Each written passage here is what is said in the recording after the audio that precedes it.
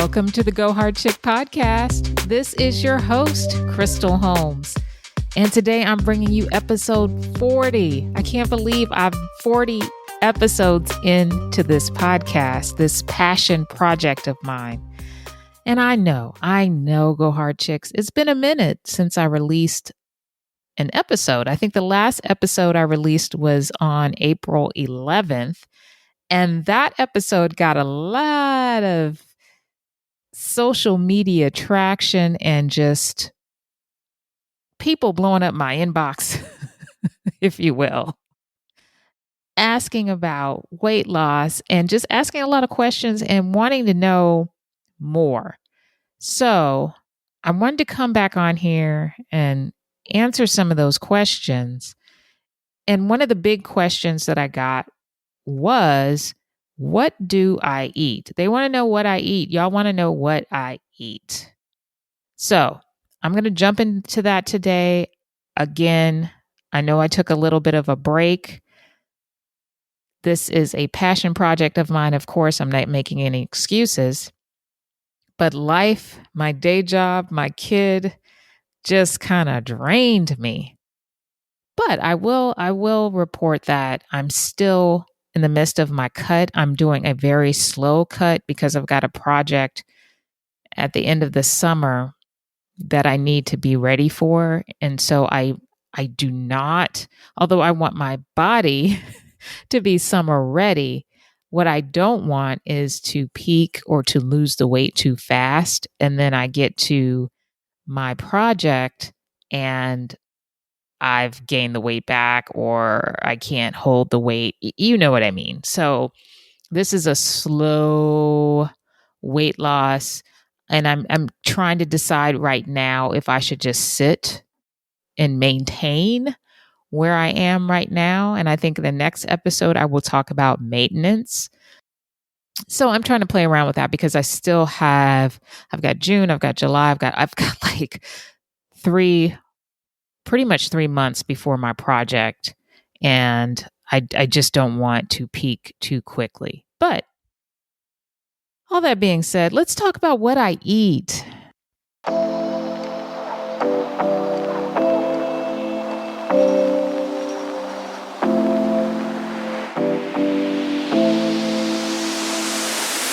So at one time in my life, I ate more of what many would consider a traditional bodybuilder's diet. Well, I don't eat like that anymore. I don't consider myself a bodybuilder. That is not my goal. I will admit that helped me stay lean and it helped me build muscle. But at this stage in my life, I want to eat healthy. So I've found the bodybuilding diet to be a bit limited.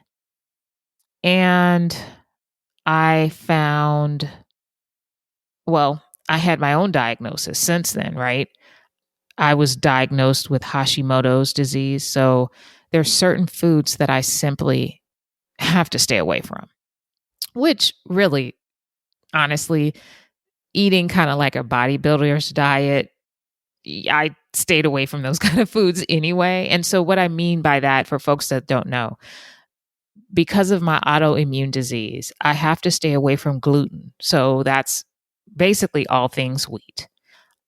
I don't eat dairy or stay as far away from dairy as possible.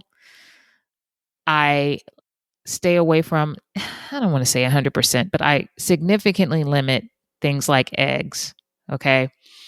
So I know you're probably thinking, then what do you eat? Yeah, it can be a little rough some days, but I try to keep it, and I hate this term, but I try to keep it as clean as possible.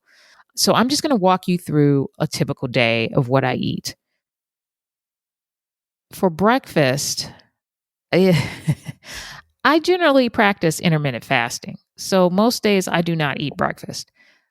On the rare occasion that I do, like if I meet some friends for brunch or something, if I'm meeting you for brunch, we are eating out. So eating out is really, really challenging for me to find things on the menu that don't have wheat, that don't have cheese, that don't have eggs. So If I eat out or eat brunch or breakfast, I will have eggs. I might have an omelet with some veggies in there.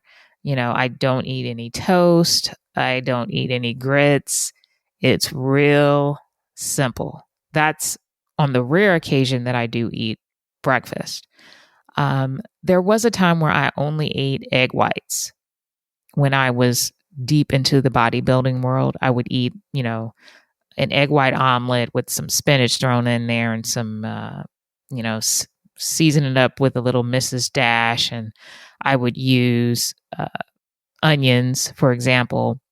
I don't really do egg whites anymore. I've learned that fat is not bad. And this whole misconception about, cholesterol in the egg, that is a misconception. I'm not going to get deep into that right now, but when I do, generally stay away from eggs, like I said, but on the occasion, the very rare occasion that I eat eggs, I will eat the whole egg. Now, realistically, in my day-to-day life, I am preparing my meals close to 100% of the time because there's no restaurant that I have really found that is completely what I need it to be. It's unfortunate, but I prepare my meals at home. The typical day, like I said, I am practicing intermittent fasting. I do a 16-8 fast, so I do not eat until noon. So lunch is typically my first meal of the day. Typical lunch, things that I eat, and these are similar things that I may eat for dinner too, okay? But for lunch in particular, I like to eat a huge salad. I like to get as many green vegetables in my body at lunchtime as I can. So a lot of times I will eat a huge mixed green salad or spinach salad. I mean, I'm talking huge. I mean like 5-6 cups of vegetables, mixed greens. Okay. I will use a little balsamic vinaigrette on there. I might use a tad bit of olive oil, but olive oil, if you use too much, 1 tablespoon of olive oil is about 120 calories. All right. I know this by heart. So if you're like pouring olive oil all over your stuff, those calories will add up. Anywho, I eat a huge salad. I love pickled onions. I'll put some pickled onions, red onions on my salad. I tend to make my own pickled onions. I might put some, my salads are really simple. So, a lot of times, let me say this, I don't like to cook. So I like to keep things simple. So I might just use the mixed greens, or some spinach and throw in some pickled onions and I'm done. That's all I put on there. Every now and then I might add some tomatoes. I love cucumbers too, but I have a huge salad. I also will I love salmon, and a newfound love that I have that I am just obsessed with is Arctic char. Now, Arctic char is like a salmon.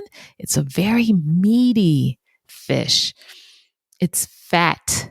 I mean, I am in love. So I go to my local farmer's market and once or twice a week and I buy, my fresh salmon, my fresh Arctic char. I do not get farm raised. I do not eat anything farm raised. Okay. Well, any fish. Let me say that. No fish that I purchase is farm raised. So sometimes I'll get some trout. And yeah, these are, if you're really calculating and looking at, how much fat you're eating every day, trout, salmon, Arctic char, these are fattier fishes. Okay. If I were doing the strict bodybuilding diet, I would be eating tilapia and cod because those are white fish and they tend to have lower fat content. Well, I don't do that anymore. So I will take my Arctic char, for example. I might make 4 ounces of that. And I have an old school George Foreman grill. I put it, I season it up. I put it on my George Foreman grill. 5 minutes is done. I plop that on top of my bed of mixed greens and I chomp down. And that's basically what I eat for lunch. I sometimes get snacky during the day. So I do keep almonds in my home, in my purse. I eat almonds. Even though I'm not supposed to be eating this, because another thing I'm supposed to be staying away from is corn. But I'm just going to be honest with y'all because y'all asked me what I like to eat. I love popcorn. I am addicted to popcorn. However, I do not eat like your traditional microwave popcorn. I buy a popcorn buy Lesser Evil. It's minimally processed and it is so good. I mean, it's simple. It's just popcorn, olive oil, and a little Himalayan salt. Boom. You could also make your own popcorn. I mean, there was a time when I would just pop it on the stove in a little bit of olive oil. I haven't done it in a while because I found Lesser Evil, but I will snack on that from time to time. Dinner is a lot like lunch, except I may eat some chicken breast, for example, or I do love turkey. And I tend to get all of this from my farmer's market because I'm trying to buy, the most healthy and humane, you know, clean, responsibly raised foods that I can find. So I do eat, I will do some chicken breast and I keep it simple. I just chop up the chicken breast and cook it up in my skillet, season it up well. I'll eat, 4 or 5 ounces of that. I might have another big salad or oh my gosh, I am in love with broccolini. I am addicted to broccolini.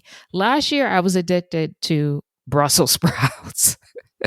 Now I'm getting kind of tired of the Brussels sprouts, but I will eat some sautéed broccolini. Oh, it is so good. I just I saute it in a little bit of olive oil, fresh garlic. So I will chop up a clove or two of fresh garlic and throw that in there. And let me tell you, that is some good stuff. So I try to eat heavy vegetables, if you will. Not heavy. I guess that's not the right thing. I eat more vegetables than I do, fish or chicken. I try to eat between 6 and 8 cups of vegetables a day. Now, some days I don't make it, but that's my goal. Those are my 2 main meals. I'm eating more calories in those meals than some may eat, but that's because, keep in mind, I'm not having breakfast. Because I'm in a cut, I am tracking my calories, I'm tracking my macros, I'm doing all of that. But my meals are really, really simple. And like I said, I keep it that way because of my, diagnosis. I keep it that way because I don't like to cook. I don't like to cook. I just don't. So if I can't prepare something in like 10 minutes, it's probably not going to happen. And, preparing a salad is super easy. Sauteing some broccolini is super easy. Broiling or, a little bit of Brussels sprouts, that's super easy. So, sauteing a little spinach, that's super easy. So I keep things simple. And I encourage, my clients and anybody and all of you to keep it simple too. This doesn't have to be, a difficult thing. And you can make tasty meals that are simple, you know. So that's what I eat. Of course, if I were coaching someone and they didn't have to abide by the restrictions that I have to, then your lunch and your dinner may look a little different. We may add in a little bit of rice. You might be able to eat, some eggs. You might be able to eat something with a little wheat, even though I generally think we should all probably stay away from gluten. But that's not the topic of this podcast. I do eat a little fruit too. Every now and then, when the mood hits me, I'll make myself, if I get snacky midday, for example, after lunch, between dinner, I'll make myself a nice smoothie. I may throw in there some strawberries. I'll put in some spinach. I don't use any juice as a base. I try to use water because I don't want all that. I don't want too much sugar. But I may make up a nice little smoothie. And that's just one example of a smoothie. And that's another way that I get in my daily vegetable requirement. So, that's basically it. I drink coffee. So in the morning, when I get up, I head to the gym. I go to the gym super early. When I get home from the gym, I'll make myself a cup of black coffee. And I've been drinking black coffee for years, so that's what I prefer. It's a habit for me. I will take whatever supplements that I'm taking that day in the morning. And the rest of the day, I'm drinking water. I don't drink soda. I haven't had a soda in years. I'm not really an alcohol drinker. I do love wine, but honestly, I haven't had wine in a minute. I try to stay away from all of that. Anything that can be inflammatory. That's my personal goal, whether I'm trying to lose weight or not. I try to stay away from foods, drinks that contribute to or cause inflammation. And if we're honest, alcohol contributes to inflammation. Sugary drinks, foods, desserts, that's inflammation. If we're eating bad vegetable seed oils, for example, your Crisco's, you name it, that contributes to inflammation. So, because of this is a huge reason why I just prepare my meals at home. I may go to a restaurant, for example. There was an Indian restaurant that I was going to for a long time that I loved because they had a paleo option, right? And they would have chicken breast, a nice salad, and riced cauliflower. That's another thing that I eat at home. I love riced cauliflower. But anywho, so I could order this and it was yummy and tasty. And then one day I thought about it, like, what vegetable oil are they using to cook this chicken in and the riced cauliflower?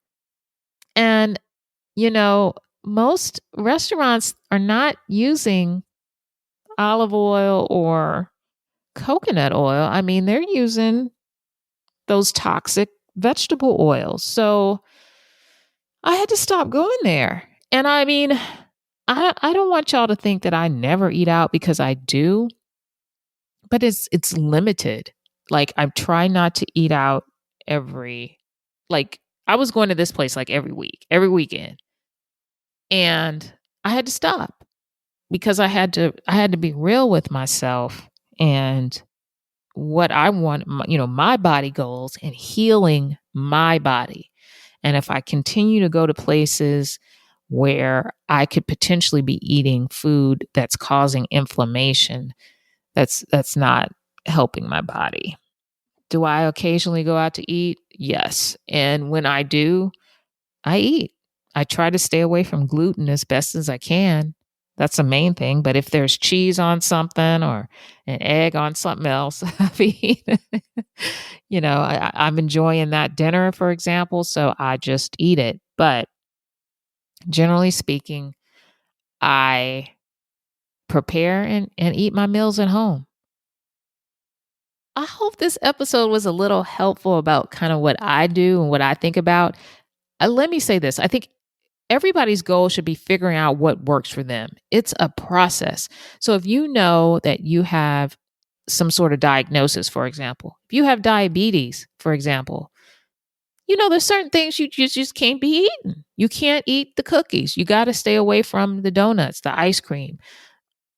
You got to stay away from inflammatory foods in general. You might not have to cut out eggs like I do, for example, but you know that there are certain things that you are going to have to eat to manage or reverse your particular disease if that's possible.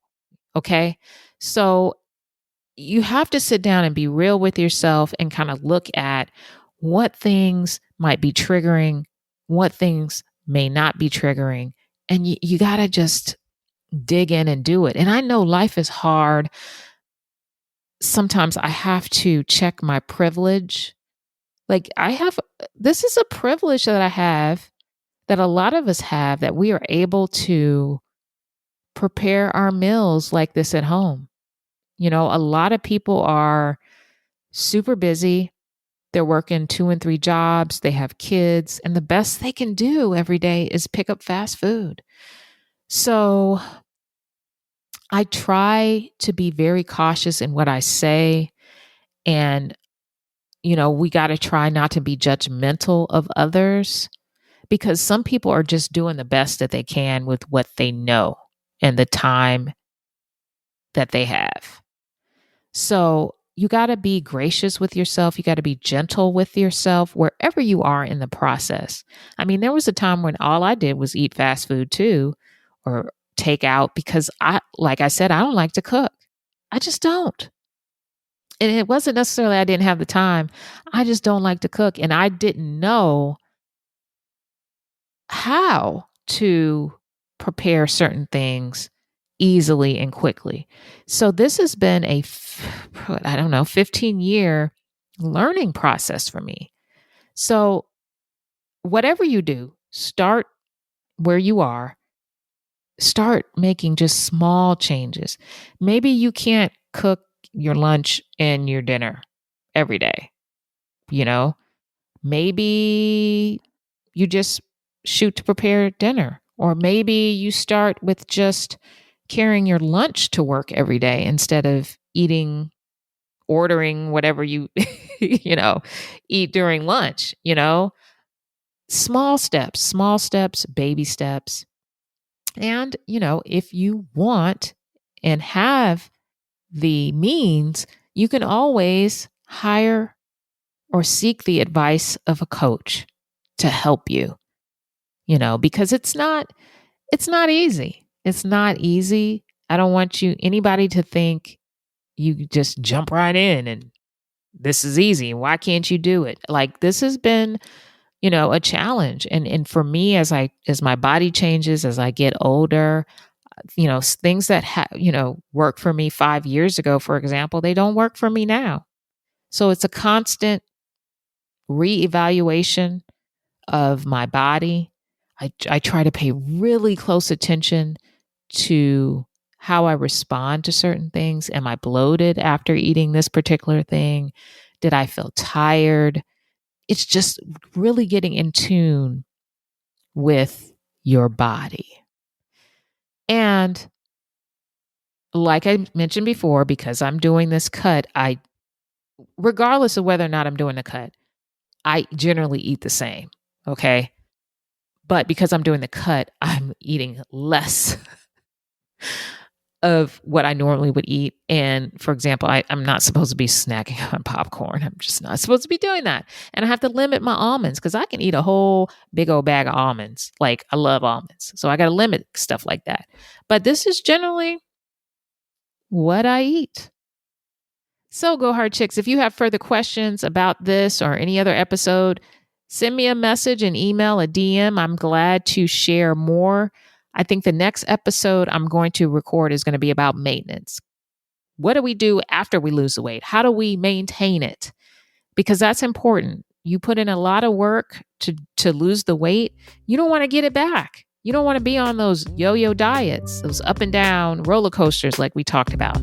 So the next episode is going to be all about maintenance. Thank you for listening, Go Hard Chicks. Take care.